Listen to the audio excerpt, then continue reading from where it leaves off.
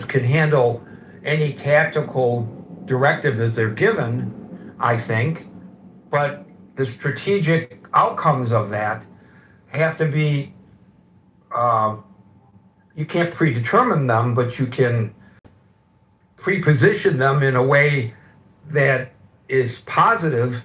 I don't think in either of those, that war or this war, that was done. It was just felt in both wars, well, we can tactically beat the crap out of them, and therefore strategically we will win. Well, there's not necessarily that causation, and I think that was the problem here. But anyway, that's really not the issue. The issue is, have they over a barrel? They have us over an oil barrel, maybe. Tiger, followed by Anson. Aha, Gary. Hey Gary. I think that the U.S. So government. I think it's true that it looks like up to now the Iranians seem to have the upper hand in the conflict. But I think it would be misguided to attribute this to be a or to pin this defeat as a result of Trump and his decision making to a large degree. If you study the beginning of the war, honestly, nobody could have foretold what would happen after the first bombs struck the capital of Iran. Because the observers at the time, I think this is true for us in the public. We're observing the conflict, but also true for the decision makers in Washington. There is the only uncertainty, especially to the decision makers in Washington, the only uncertainty that they had is how much effort it would require to actually knock over the Iranian government. And nobody had a clue. I remember following the conflict during the night of, I believe, Saturday or Sunday. And we were anxiously waiting the news of what would happen tomorrow, because prior to that weekend, there were reports of riots in the street in Tehran and attack of the police station in Isfahan and other places in Iran. So later we knew from the American media that Trump and his cabinet, together with some foreign influence, decided it was a worthwhile bet to go for regime change in Iran. And he could have succeeded in that because, especially in the West, when information about Iran is not very easy to get access to, a lot of not only Americans, decision makers, but also people in the crowd, the Iranian immigrants, they're all saying that all Americans need to do is to decapitate some of the leadership, provide some weapons, and the Iranians would just rise up and topple their own government. That could have happened, but I think it was a bet on Trump's part. He believed some intel, we don't know what exactly he has seen. So he went in for a bet, but what happened afterwards is that the Iranians, who didn't want a foreign invasion on their country, and the IRGC, together with the government, have enough resilience to withstand the decapitation of basically, I would say, half of their important posts higher up, which is remarkable when you think about it. I think if you look at the countries nowadays, especially if it's not a Western developed country, if you eliminate half of their leadership, most countries would have fallen over. But it seems that Iran proved us wrong, and they're proven themselves to be extraordinarily resilient. So basically what happens is that they called Trump's bluff, and Trump always knew that he didn't have enough cards to play if the situation worsens, right? And a week ago, I gave the analysis that, it's basically public intel that the United States does not have enough ammunition required to fight a prolonged war over 6 months. The United States does not have enough bases in the region to support a land war if the Iranians don't just topple over like a house of cards. So, yes, you could say that Trump made a mistake, but I think that would be to ignore the fact that there's a big trend going on in the region, not only in the region, but in the world, right? In the past 20 years, we have continuously witnessed the hollowing out of the American industrial base. We have witnessed the overtaking of Americans in terms of technology by rival states such as China. We have observed that half of the industrial output in the world are in an adversarial state to the Americans, and America is producing less and less of industrial share. And critically, a lot of the supply chains in America of whatever they could still produce rely on foreign components, whether they're from friendly or adversarial, supposedly, nations.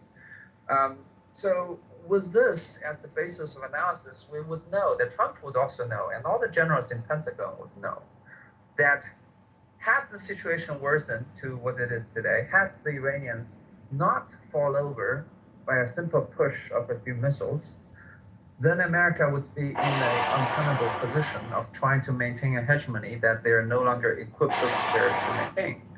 And I think this is what is happening today. This is not only on the American side, Americans being powerless to continue to wage this war, but even from the American allies. You see the more autonomous behavior of the Gulf states by Okay, forming their own regional alliance. so I think you're going a little far afield from our more narrow discussion here. I'm not arguing your points, but I'm not so certain that they are directly related to the question at hand. And you said that there was no way of anticipating any of this. Would you agree that the domestic choke point right now on the president of the United States is the Strait of Hormuz? That this is what is driving his desire to get out of this and get the strait open and get the oil prices down as the midterm elections approach. Would you agree?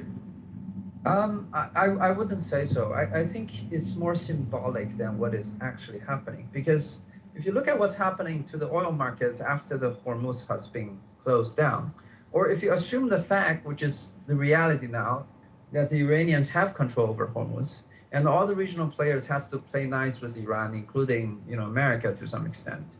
Right, but they did not have control over the Strait of Hormuz. You say that's just symbolic? That would be ignoring the very point you just made, that the oil prices have risen since they've choked the strait, correct?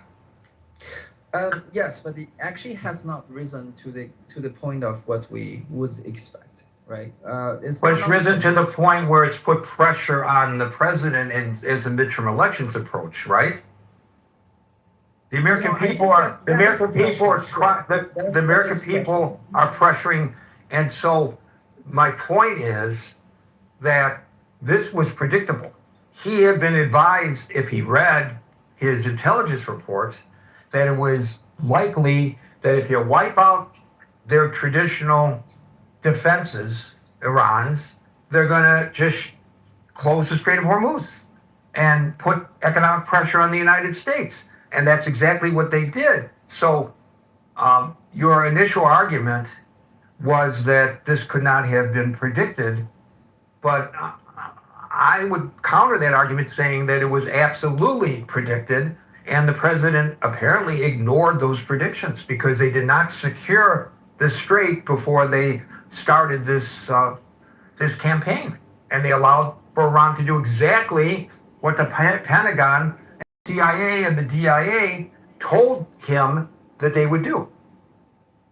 Well, I wouldn't say this is an argument against that argument, because what I meant with my earlier statement is that it is entirely predictable as an outcome if the Iranians did not fall in the initial strikes, right?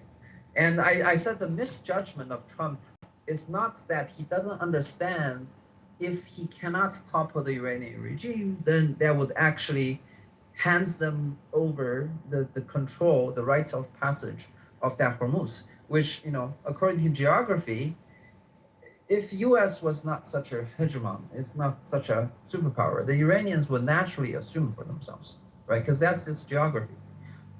So the only way for them not to have control over Hormuz, or actually the only way for the Americans to dictate the traffic over Hormuz, is for them to topple the Iranian regime if they decide to initiate this conflict. I mean, the world was in a delicate balance before, but as I would argue, even if Donald Trump does not provoke this conflict at the time that he did, eventually it would still mean that American influence in the region would wane because of the change of balances of power. So I don't know if Trump was desperate or something, but he made a bet. And judging where America is, if he had won the bet, he would probably extend America's influence in the region for another decade or so and buy Americans some time to reindustrialize and actually, compete again. But unfortunately, he lost that bet. So I wouldn't say it's that I mean, you could say how much blame he has in the misjudgment, but I still think he was a bet he took. And I don't think it's that he didn't understand the consequences of losing that bet. I just think that he still had to take those bets. So ultimately, he took the bet and he lost. So the Iranians pulled one over on the United States or not? The Iranians, like I said, right, if they have enough organization, if they don't topple over, then the geography would mean that, and also the technology, right, they have, would mean that they will definitely retain control and have a say of who is to pass through the Strait of Hormuz, right? Because I believe a few months ago, I made this argument that the American power in the 90s was so strong in the region in a form that it was many generations ahead, especially in things like electronic warfare, right? They could topple the Iranian army by just using their electronics and disable all the radars on the ground. And there was nothing that the Iraqis had that could fight Americans back. But nowadays, what is really happening is that, first of all, American industrial base has eroded.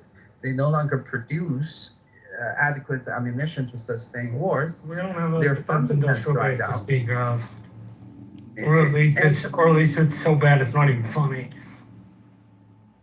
Yeah, and What's that? also I on the missed your point, technology Marshall. level, the technology So level. I was agreeing with Tiger. I'm saying we don't have a defense industrial base. This article I read about the U.S. Navy presupposed that the U.S. Navy was brittle because if you knock one of our assets out, it's going to take us years to replace it. And the Chinese Navy, if there's a battle in the Eastern Pacific, they can make ships in a couple of months, and we take a couple of years, which sticks us in a place where you can't respond. And essentially, the Chinese win the conflict in the Eastern Pacific. The United States Navy is not.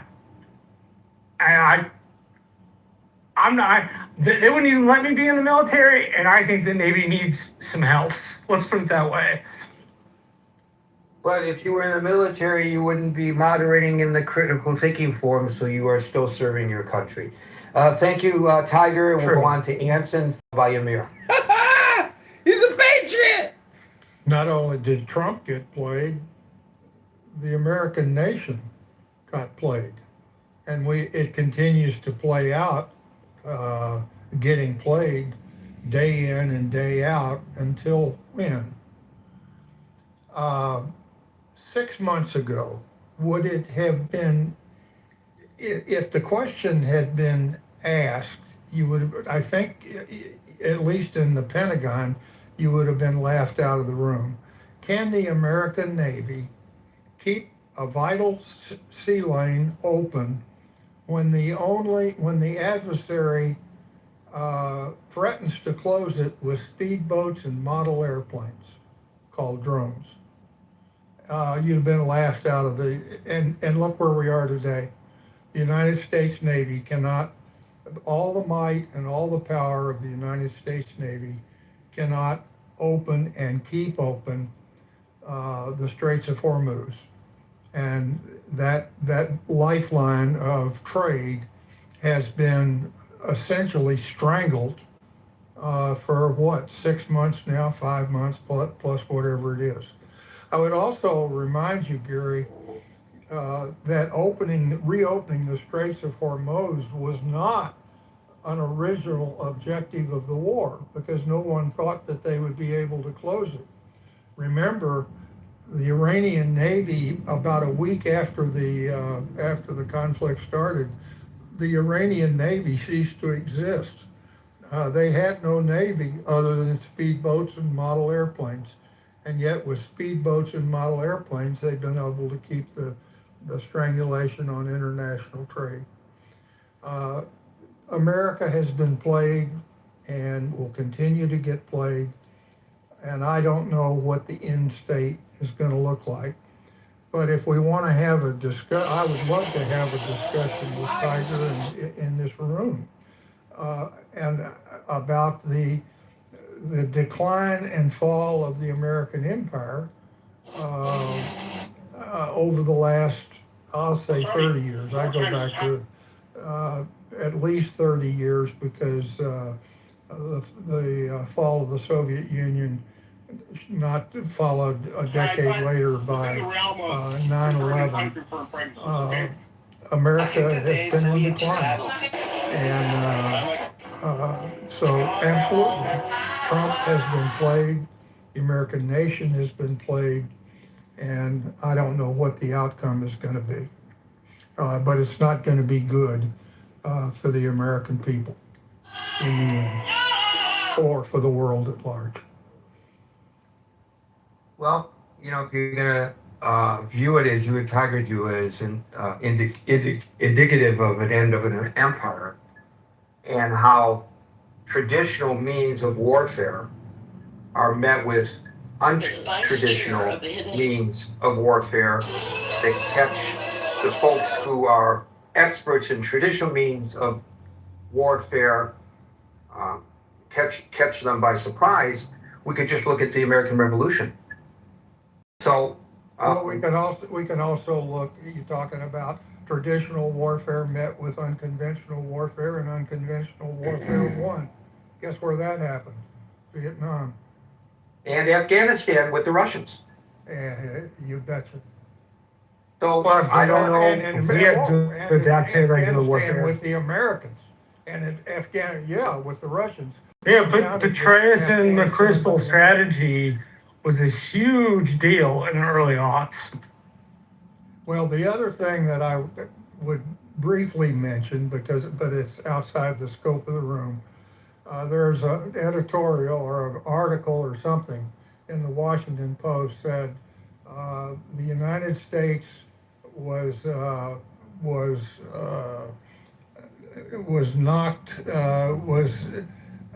put off kilter by the 1930s, and in the 2030s the United States is going to be knocked flat, and then it begins to show all the curves and all the doomsday scenarios of national debt.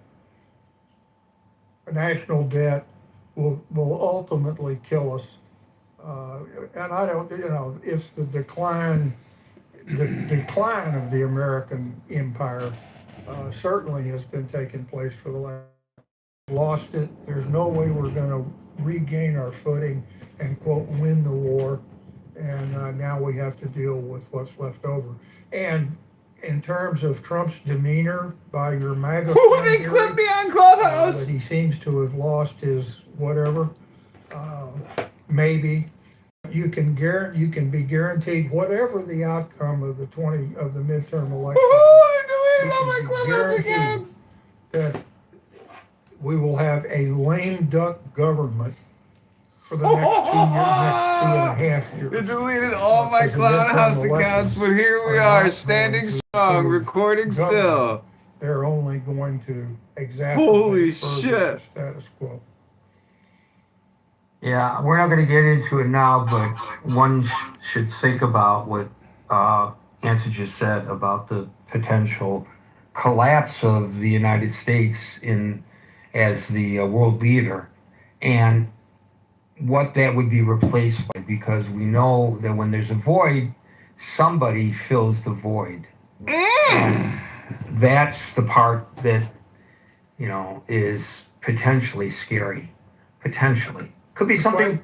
The question is, do we speak Cantonese or do we speak Mandarin? I understand Mandarin's a little easier to learn. Or Arabic. No. Well, there's some who believe yes. You just made the comparison to England. England, there's a large Arabic-speaking population right now in England, filling a void there, I guess. So we'll see. We'll see what happens. Thank you, Anson. We'll go to Amir, followed by Emma. Goodness me, there's a lot of doom and gloom going on in this room at the moment, Gary. Well, I'm gonna sort of give you the devil's advocate version, I guess. What if Trump is playing the tactical retreat? I mean, you may ask why. I would say one of the strategies could be to disassociate the United States from Israel. Now, why would he do that? Why would he do that? Well, think about this in this scenario. Well, there's actually a couple of strands to this. Trump could agree, he could even agree to withdraw some of the troops, just to make a very positive gesture towards this particular tactic that I'm about to sort of elaborate on. Now that would go down pretty well, I would have thought, with the American people. I mean, if I'm mistaken, tell me. But I would have thought withdrawing troops from Middle East, partly from, maybe one or two of the bases, that would go down well. And it would help, it may even help the midterm, I don't know. So assume Trump is negotiating with Iran, and at the same time, it's detached itself effectively from any potential attack from Israel. Now, we know that Israel defenses have been beefed up in recent months. Could you go back and repeat that? I missed the point you're making. Who detaches themselves from any attack from Israel? I missed the point for some. Well, I mean, if Trump is to start negotiating with Iran and he starts giving some gestures like withdrawing troops from the Middle East, he's effectively, in his negotiations with Iran, is detaching itself from Israel.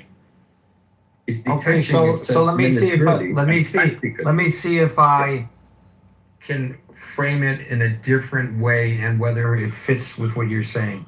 Because if it doesn't, I'm misunderstanding. Mm-hmm. Doing so would give Israel the green light to do it what Israel thinks that it needs to do. Israel doesn't need a green light. Israel has made. I think Israel's been retarded in its abilities to do what it wants to do vis-a-vis Iran by President Trump, frankly. Well, I think there was a clear pushback from Netanyahu, and I don't think that Netanyahu is going to. Trump was our man, but he's no longer our man, so they don't care. Well, that's different. That's a different story, isn't it?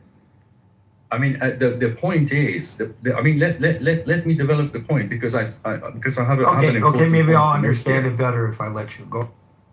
Yeah, I mean, so if US detaches itself militarily from Israel now, and we know that, as I said, Israel has been beefing up its defenses. It's not just the Iron Dome and David Sling. It's also the TOD, fully replenished TOD, anti-ballistic, and the laser beam, which are anti-drone equipment. They're all in position now.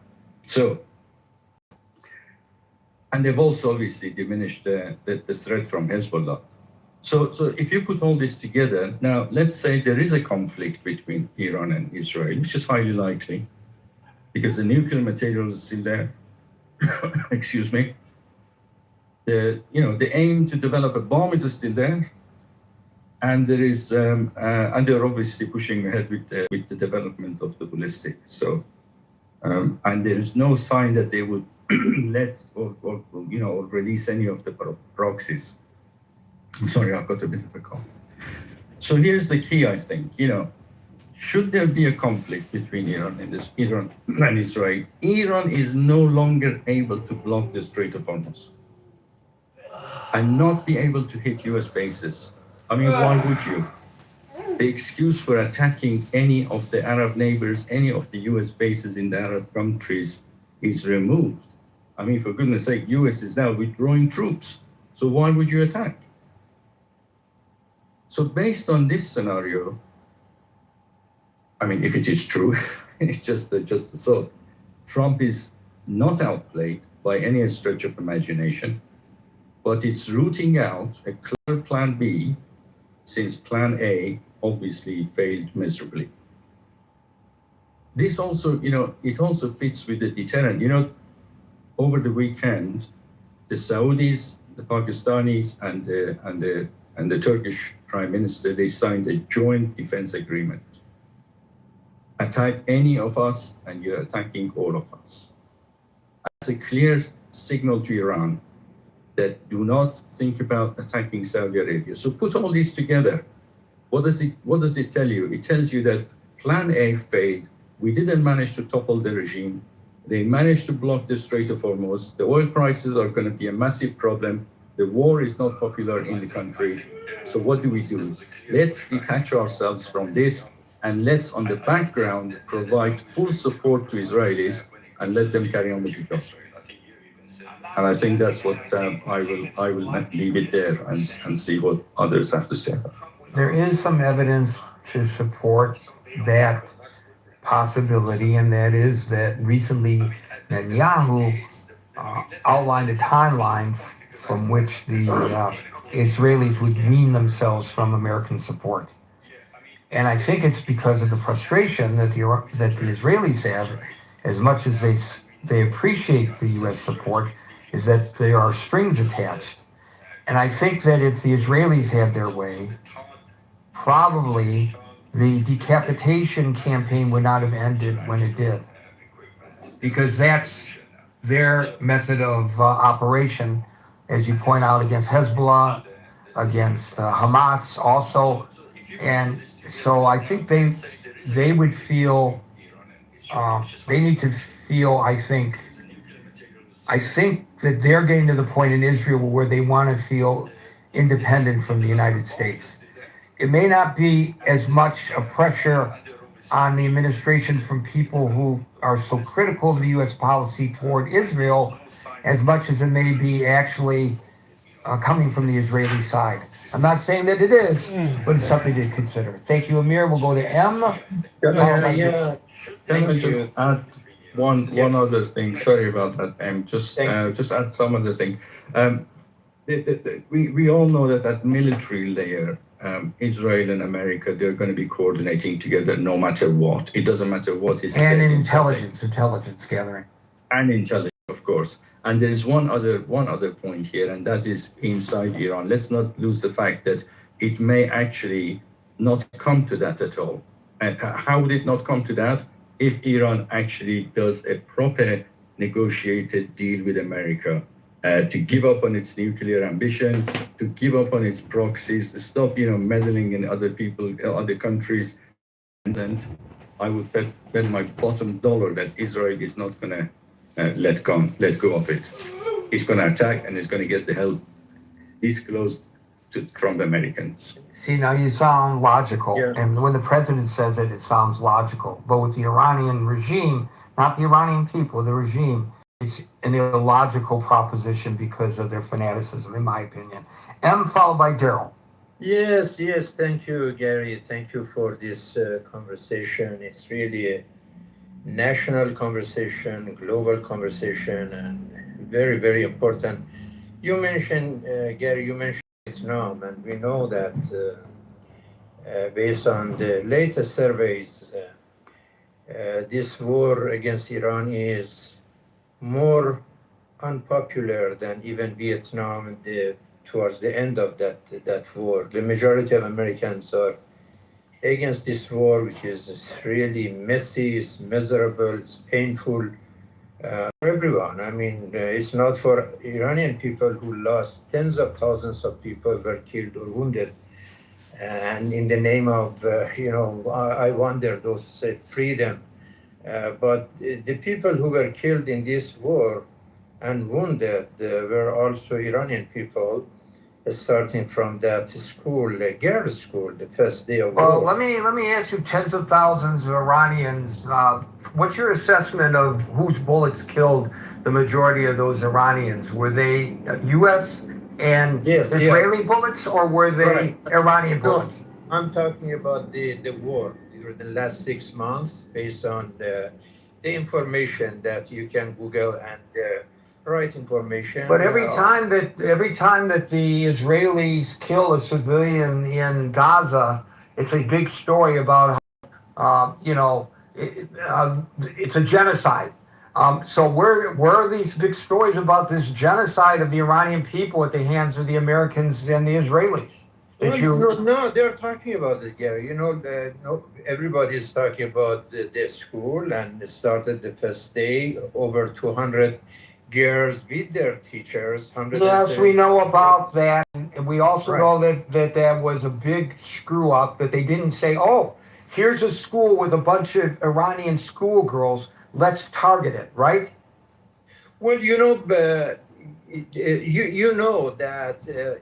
when there's tomahawk wars and the army knows what's going on, and they have everything based on exact. So you're suggesting that the United States deliberately targeted a school full of girls because Yeah. what would they gain by that? Why? I don't know. Criticism such as the criticism that you are articulating right now? That's a What big move. what in U.S. military history gives you the confidence that we bombed a school on purpose?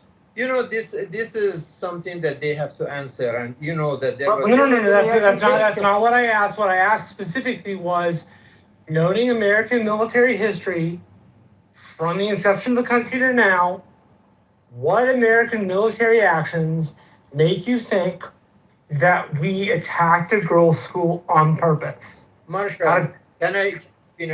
Marshall, you already talked, and please let me just. No. I need you to answer the question. I'm a moderator. I have the right to ask. I need you to answer the question. What is your question? What in American military history from the 1770s to now would give you the factual belief that the Americans would purposefully bomb a school? So you are saying that it was not purposely; it was by accident. That's not what I I'm not said. saying that. What I said specifically, and I will repeat yet again. Do you think what in American military history? If you don't know American military history, that's fine. You can say that. You can say you don't know. But what in American military history makes you think that we would target a girls' school on purpose? That's a good question. That is something that the general should answer, because they can. No. It's something you should answer, because you're the person. You're the person making the declaratory statement. You need to answer. That's how that works. You need to answer, not somebody else, but you. Marshall, you raised a question, and please let me answer the question. I'm saying that I was watching what was going on in Congress, and the generals, they didn't say that, well, we did it by mistake. At least this is a good answer. They can come and say we did it by mistake. It's 6 months going on from that tragedies, and they are saying that was investigated. No, now you are mischaracterizing the investigation. So the key findings of these are the official findings, as well as journalistic investigations found that the proximity of that school to a military infrastructure that was being run by the IRGC, an IRGC compound and naval base, which was hit multiple times, was based on outdated intelligence data. Reuters reported this a long time ago, that the U.S. military relied on flawed or outdated targeting database logs. The location was erroneously flagged as an active Iranian military facility rather than as a functioning school. It was a big fuck up by the Pentagon. It was an inexcusable fuck up by the Pentagon. And it was a terrible, terrible tragedy for which we have to collectively in the United States hang our heads in shame. It should never, ever, ever have happened. And we should grieve the loss of those children. But was it deliberate that the United States deliberately targeted a school? No. And the investigations thus far have shown the answer to that question to be no. It doesn't mitigate what happened. It happened. It was horrible. It was disgusting. When people bring it up, it causes me to become nauseous that our country did such a terrible act. but it was inadvertent. And nobody has to answer to you anything that hasn't already been answered. Now, if you want to argue that the CNN reporting about this, which was extensive, the Reuters reporting about this was extensive, and the analysis by the Pentagon is inaccurate, you can argue that the analysis is inaccurate. But to say that the generals never told Congress that it was done in error is wrong. That was a misstatement on your part, Daryl, followed by Andrew.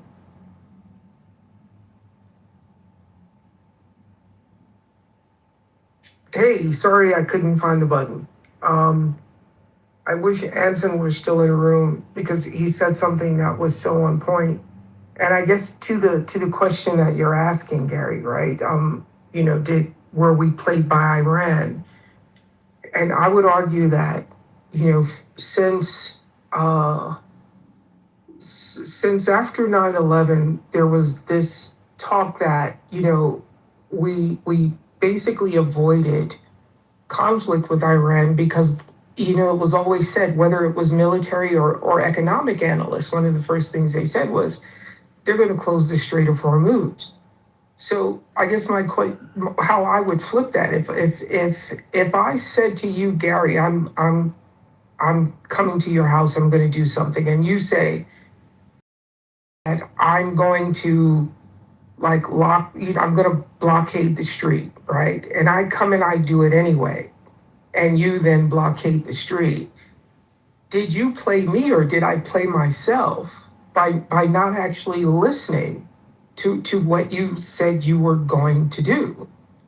It's this idea that, the Iranians have out-trumped Trump is something I don't understand because, again, this is just something that's been said for the past 20 years.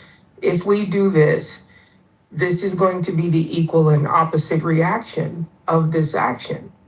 And look at the tentacles of this, right? We are now knee deep in a global economic crisis that I don't think anyone could have predicted. UAE left OPEC. We're now, doing swap lines for, countries that aren't getting their oil. This is the part that I think is going to have the longest impact on particularly America. The idea that, I didn't come up on stage, but last week someone said that there's no proof that China is helping Iran when there's absolute documented reporting that they're selling them shoulder-fired missiles. And there was a report in the Times, I think it was on Friday, that China is now helping Cuba with alternative energy supplies because it would appear that our next target is going to be Cuba, and China's already in there trying to help them figure out how to, put off this American attack. If the question is, did Iran play Trump? Did we play ourselves in this conflict? Because it's only playing. It seems to be only playing out exactly as people said it would play out. So then the question becomes, why didn't someone listen? To someone's comment before about this war is unpopular, the reason this war is unpopular in America is because we are losing. If we were showing that we were winning, I just think historically you'd probably see more people thinking that this is a good thing. I don't see where ignoring what I call the tentacles of this conflict into people's actual pocketbooks and onto their kitchen table is something that people are just willing to say, okay, we're just going to overlook this because we're not actually winning this conflict. And again, to Anson's point earlier, the shifting narrative did not help the messaging, and the shifting outcome did not help with messaging. And I just think the economic outcome is absolutely hurting a lot of people in this country. So I don't think the Iranians played Trump. I think basically, or outplayed Trump. I think maybe we outplayed ourselves. And I'm putting myself in there. I'm an American.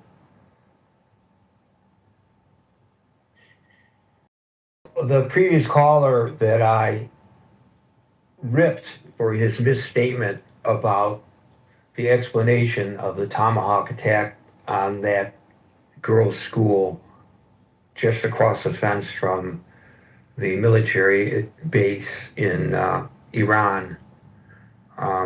Set that aside. One of the things that he said is true, that the polling would show that the American support for this war is at least, in some of the polling, shows even lower support than Vietnam at the end. And you cannot prosecute a war without the support of the people. So your observations are very apropos, Daryl. Andrew, followed by Simon. Or Simone, I don't know. I think it's Simon, though. Andrew. Good afternoon, Gary. I'm going to agree with Daryl. I don't know that I'd put the blame on the American populace as much as I would on the administration in particular. I didn't put blame. I'm just saying. You, Daryl. I said you cannot prosecute a war without the support of the people. No, I get that. I understand that. But what I was going to say is that I believe that Donald Trump believes his own press clippings, if you will, in regards to Venezuela.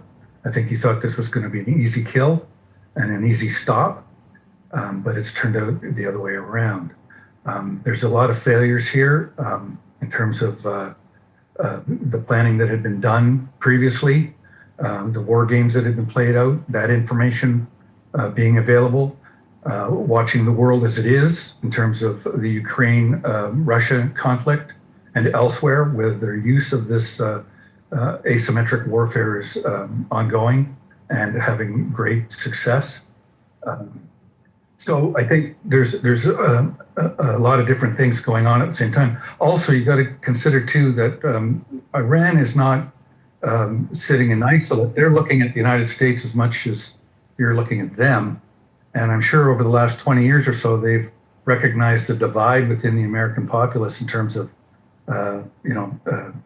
left-right divide, and could see that is playing out now in terms of prolonging this conflict with the asymmetric abilities and seeing that there is no support for this war.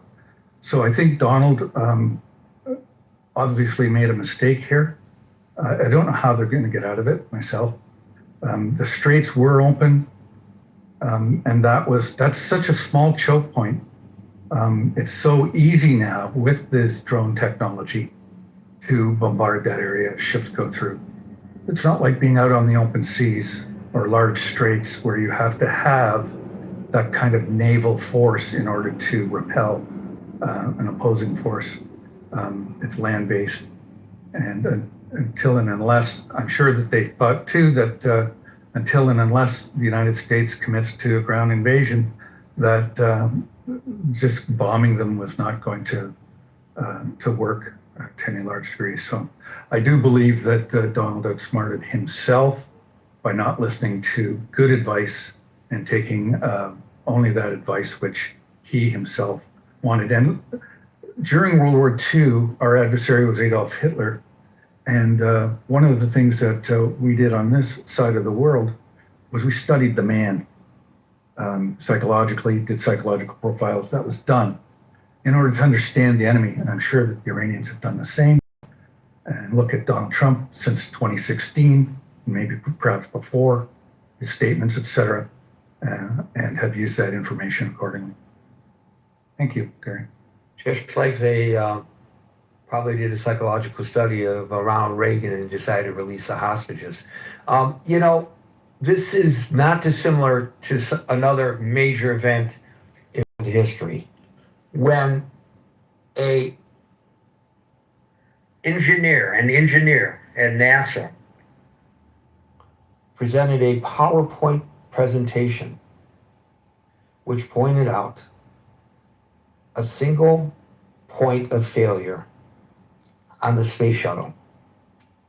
And he warned that the O-ring was potentially vulnerable and that a single O-ring on that multi-million-dollar spaceship carrying human beings could fail and cause the Challenger to explode. And his advice to his bosses at NASA were ignored. In fact, there's some reporting that they fell asleep during the PowerPoint presentation. Some of them dozed. They were not paying attention. And look what happened. A single point of failure. When I walk into a restaurant, or I walk into a bar, or I walk into a theater, or any other place of public accommodation, do you know the first thing I look for, Andrew? Go, tell me. The multiple means of egress. I always look for I that. want to know every potential exit from that building should there be something untoward occurring while I'm in it. You cannot have a single point. If you only have the front door of a bar or a restaurant is the only way in or out, and there are restaurants and bars like that, you have to recognize that you are taking a risk by going into that facility, because if that entrance is blocked during an emergency, you could be DEAD. Yeah, and we also saw that with the Houthis and their attacks last year on the Red Sea, in that area, that particular point of egress, and that should have been contemplated as well. And the other thing I just wanted to mention, in terms of the mercurialness of Donald Trump, is that the Wall Street Journal has reported on the weekend that the administration, or some people in the administration, are saying that Donald Trump is now reconsidering the whole nuclear side of this equation. That was ostensibly the reason for the war in the first place, in that he would be able to see through to a 20-year ban within Iran on further nuclearization towards that. But we will have to see if that actually pans out. That was reported in the Wall Street Journal on the weekend. Thank you for that, Andrew. We'll go to Simon, followed by Agent. Thanks, Gary. Thank you. Obviously, being from the UK, I'm going to give a European, or certainly definitely a UK perspective. And it has been a journey in a way. The starting point is that the UK's perspective, and I'm talking about people on, just the man on the street, not everybody, obviously, but there was a belief in a special relationship with America. Okay, now that may absolutely not be an American's view of the relationship with Britain, but it is, from our point of view, obviously going right back to the Second World War, and we've been shoulder to shoulder militarily, Afghanistan, Iraq, and certainly from an intelligence services perspective. So that's where we were.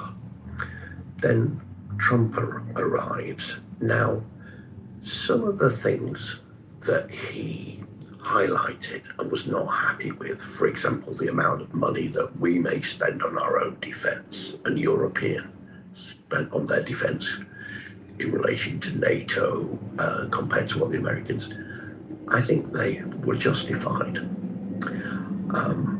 However, then it became the tariff, and I think probably it's like, well, America's imposing tariffs on us.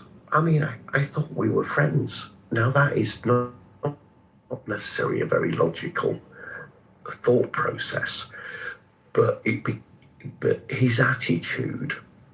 So, for example, when we decided we weren't for this first time, and there was probably, a natural inclination, okay, they're going to war, we'll go to war, but no, our leaders decided not, because they didn't believe in it, and they saw presumably all the problems that are going to come out of it, which, is clearly what's happening now. And then Trump will go and criticize us for our previous support militarily in Afghanistan. Oh, we were, in the background. We weren't on the front lines.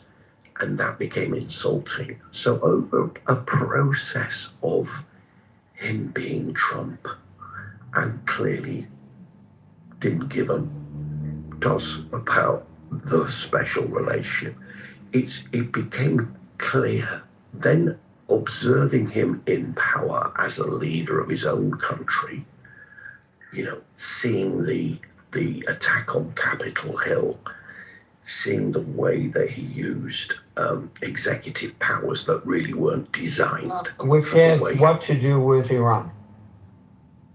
Well, no, okay. So, oh, sorry, I didn't realize it was just narrow that. So anyway, so we've learned that we're not in a relationship with you anymore. And the perspective as a consequence Not of that, in a relationship, or the relationship has changed? well, it's not the same. It's not the same, so it's changed. And now, but that will then obviously... We can no longer call it the special relationship. We used to when we were in keeping with Bretton Woods and that kind of multilateral vision of the world. But Donald Trump, much like Richard Nixon, is an imperial president, and they view America in an imperial fashion. And I think that is very hard for our ally across the pond to swallow, noting that Churchill essentially bequeathed it to us at the end of the war, and hoping we would carry on the same tradition. It's got to be a little upsetting as somebody from the UK to see America mismanage empire in this way. Well, I'm not upset. What I'm just saying is we're going in a different direction. Okay? Now, is that good for you? I don't know. I mean, he's not taken seriously from our own leadership to the average man on the street. I don't take it seriously. It's really hard. Yeah, well, I can imagine it is hard. So really, we're just we just got to wait out until he's gone. And I don't know if you feel like that, but the reality is, in going back to now the Iran situation, well, everybody's completely confused. Everybody's completely confused as to what's going to happen, why it happened. Straits of Hormuz and the fact that Iran closed it down, that was never even mentioned at the start of the war as a possibility. But then you go, oh. It may not have been mentioned publicly, but it was mentioned in the intelligence reports that were presented to the President of the United States, who's also the Commander-in-Chief. Agent followed by D.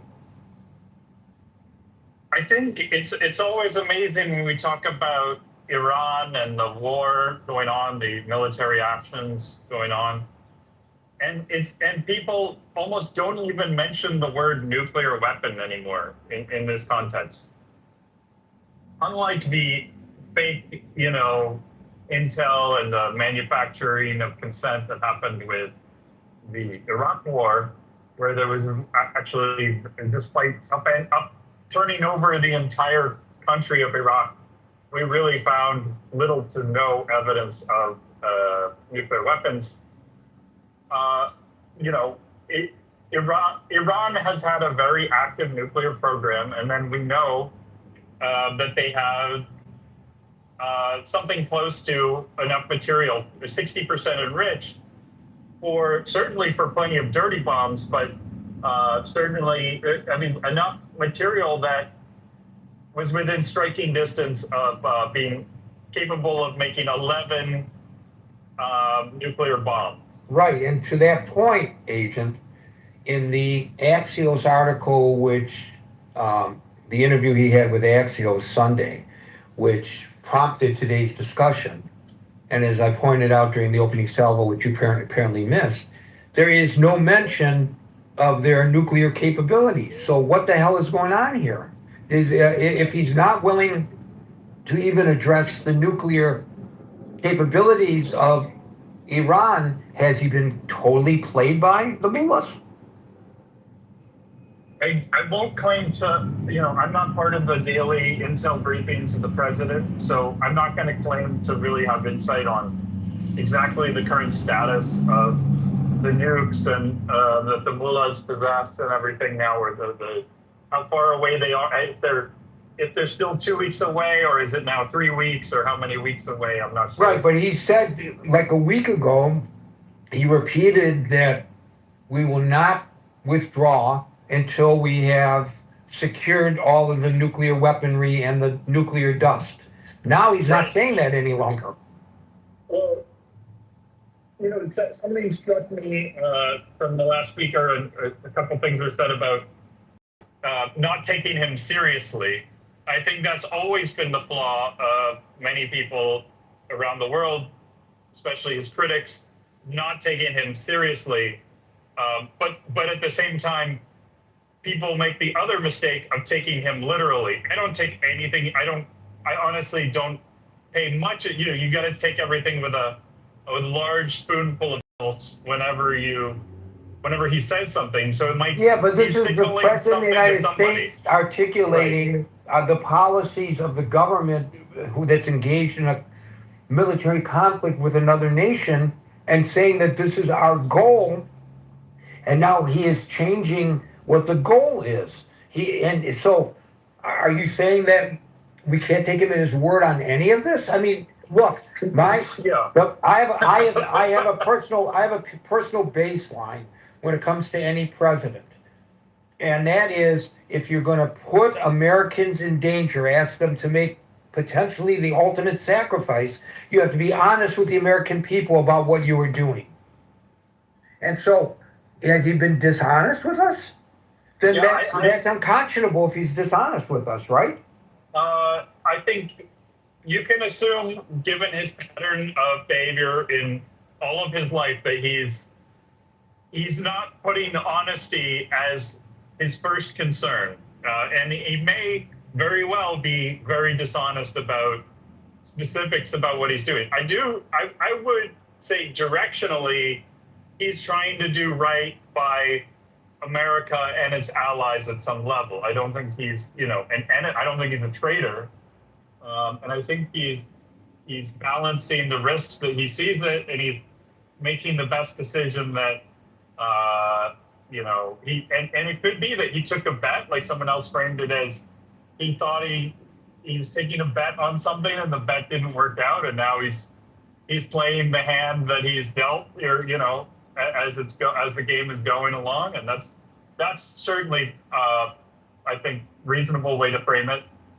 I can't tell you when this thing's going to end, but a lot has to do with the leadership, or whatever you call it, in Iran. I think there's a bit of a mess now with the Strait. Clearly, a tremendous amount of good comes through that region that are. Some people rely on the fertilizer. There's a certain amount of food supply even that's downstream of this, and there's a food security for many people. For much of something like 20% of the world's fossil fuels at least comes through there. So adjusting that and if this whole thing is shut down for a while, it's a big deal. At the same time, without being willing to, as you frame it in terms of American lives and everything, without being willing to go boots on the ground or being hesitant to go boots on the ground, that seems like the only way to be willing to sacrifice tens of thousands seems like the only way that this thing's really going to be decisively secured in a lasting way. And no, I don't think we currently have the stomach for it. We might work our way up to it. We may build some kind of coalition with others, or, I think the thing now is just kind of maintaining the stalemate position and, seeing if side holds. I think that's a reasonable. We're only a few months into this. I know it was promised that this thing would be over in 2 weeks or whatever it was. That was delusional, if not just deliberate lie. I don't know, but I do think that Trump has hinted. I mean, let's take something he said as a possibility, which is we're going to stay the course until we get everything we want. That at least is within the range of possibility that this thing could go on for years until, or at least many, many more months until there's a better, more secure position. But I think regardless, there's so much money on the line. And now we've lost you. Sorry, Agent. David, followed by Catherine.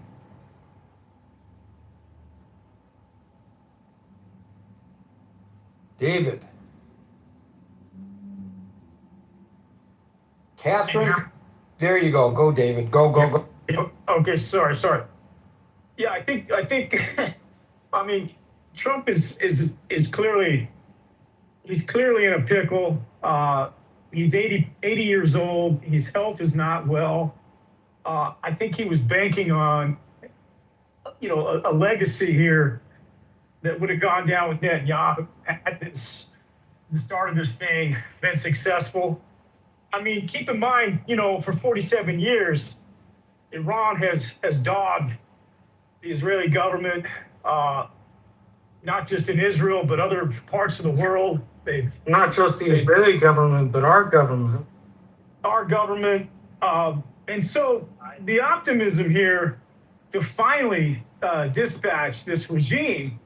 I mean, recall Netanyahu paid 7 visits to the White House as a run-up to this. He finally said, hey, we got our guy in the White House. We got the most powerful military in our corner. The Iranian regime is weak. The people want regime change. I mean, there's a whole litany of positivity going in to the decapitation of this regime. And I heard one of the elements of this was one of the elements of this campaign was challenged by Erdogan, which didn't want to see the Kurds brought in to a ground invasion as potentially causing problems on his front. So, and now we're seeing this pact created by the wealthiest Arab state in the region, Saudi Arabia, the nuclear power in Pakistan, and the biggest military in the region, one of NATO's biggest militaries in Turkey. And, this is a check on the ability of the United States to defend the region and the massive oil interests and to their economy and our economy, that they've run out of trust, they've run out of confidence, our ability to keep Iran from firing upon them. And so what does that do for Israel in the region as the hegemon? It weakens their hegemonic stability there further.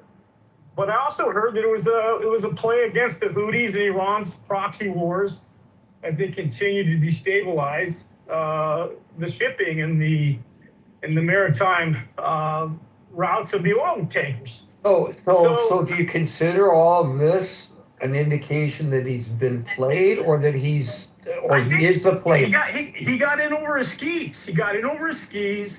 He had too much confidence. I mean, he had the wrong guy in the chair, Gary. He had the wrong guy in the chair. Defensive head staff was not, he was in over his skis. He did not have the acumen or the ability to wage this war. He ignored his Joint Chiefs of Staff with regard to the Hormuz question, and that's clearly blown up in his face. And now what's really probably bothering him and worrying him the most, Gary, if these oil prices continue to inflate and rain down. I mean, we just saw the massive hemorrhaging of job losses.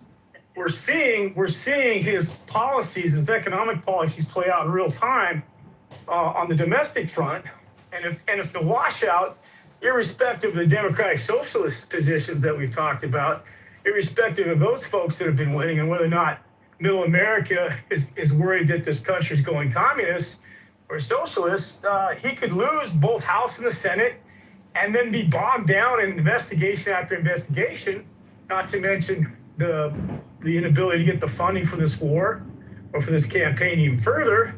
And his lame duck president status is assured, not to mention another impeachment possibility. So there's massive implications here. And I think, what started out as great intentions has turned in, they say the road to hell is paved with good intentions.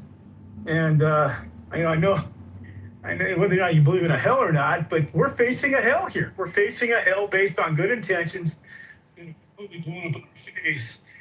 And the best path forward is to somehow broker and continue to create the stalemate sort of arrangement. And he may just have to cut some checks to get these straits open again. Otherwise, the costs are going to be far more formidable down the road. I think that I just looked this up. I think there were only 3 generals who have ascended to the Secretary of Defense. And in each case, I think there had to be a special dispensation by Congress for them to become, because they hadn't been retired long enough to go into such a position. And the 3 were, very notably, George C. Marshall, Marshall, Mattis, Mhm. and no, I was gonna say Eisenhower, but not Eisenhower. No, it was No, Biden. Lloyd It was Austin. Biden's the guy, right? Lloyd Austin. Yeah, you're right. Okay. I would suggest that a George Marshall, a James Mattis, and a Lloyd Austin as Secretary of Defense, advising the President of the United States that he probably would go his own way regardless. I think. Maybe not. What do you think, David? In other words, you made the point, David, that Hegseth is way over his head. But if you took somebody with the credentials of a Marshall, a Mattis, or an Austin, do you think things would be any different, or do you think the president would just go on his merry way as he is right now? I think he got too many yes folks around him that cheerleaded him into this and didn't put. That may be, but I'm just asking if you had a strong, a person with the strong military backing of a Marshall, a Mattis, or an Austin, do you think that would have changed anything, or do you think he would be listening to those folks? Well, if you recall the first administration, they called it the adults in the room were surrounding him in a way that was shielding his impulses from being played out in real time. So I think he respects the military. He respects those generals. I think he believes in his own mind that he's one of those guys, that he's done enough for the country to deserve the hardware that those guys wear. And I think a Patton, an Eisenhower, somebody of that ilk, even a Schwarzkopf, he was a big voice in the first Gulf War. And I mean, I think those guys could say, look, Mr. President, if you go into Iran, I'm resigning. We are not going to win this, and we're going to be bogged down in Iran. Our weapons, our missiles are low capability. We don't have the appetite for troops on the ground. And you think he would listen to them? Because I'm certain that this is the kind of thing that he was told in his intelligence briefings. The Pentagon certainly knew how much munitions they had in hand going into this war.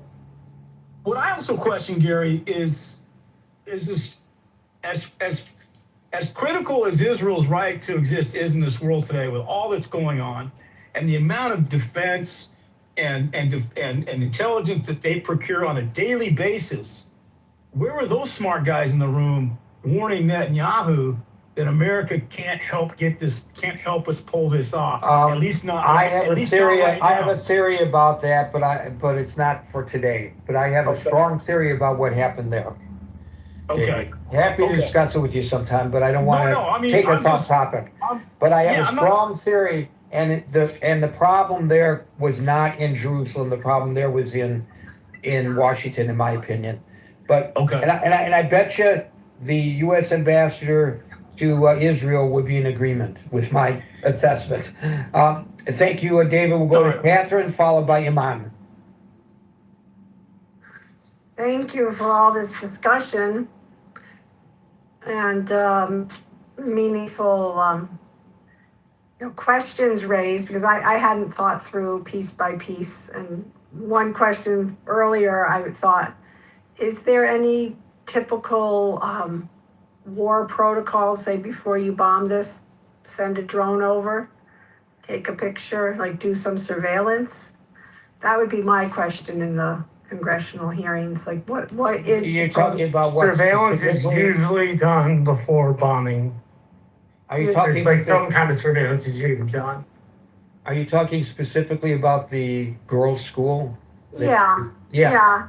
I don't think that happened. It's one thing to say they had some old, maps, but Right. we've also heard specific people get targeted in their homes and their family, So it doesn't quite hold water. And when I've thought of the George Floyd things, I said, well, what is the police protocol? What is supposed to happen? Right. It's a fair question. Just remember that those targeted attacks that occurred in Iran were made by the Israelis.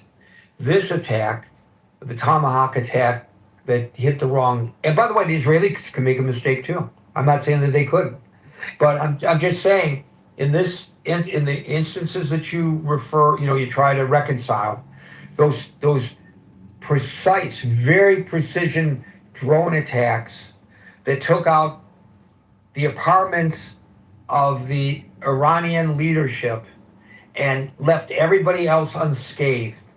That was an Israeli operation. The Tomahawk attack on the school, that was a U.S. operation. And they obviously didn't know that they had made a mistake because they came back and did it again. They hit them more than one time. So they really thought that they were hitting a legitimate military target, and they screwed up. That's all that can be said about it. And it's horrible and inexcusable. Yeah. But that's what it was, a screw up. Yeah, and I happened to meet just, reverence of people losing their lives. At one point, there's an artist putting up pictures of, unfortunately, people who were in a shelter being told this is where you need to go, a bunker, be safe in there, but they bombed the bunker. And so Who bombed what? Where you this was referring to? I think it could have been the Iraq War. I'm not sure which, but But we're talking about Iran right now. But I know, but it's not the first time I've heard of this. Like somebody's being told go here, or was it a complete mistake? I mean, even okay. So during the Iraq War, the United States got bad intel that they should not have accepted. That some enemies of the United States were meeting for some high-level confab at a remote location in a big house. And the United States bombed that place, and it was somebody's wedding. Oh no, yeah. Okay, the United States didn't say, let's go kill all these people going to the wedding. They operated on faulty information. Oh, they did?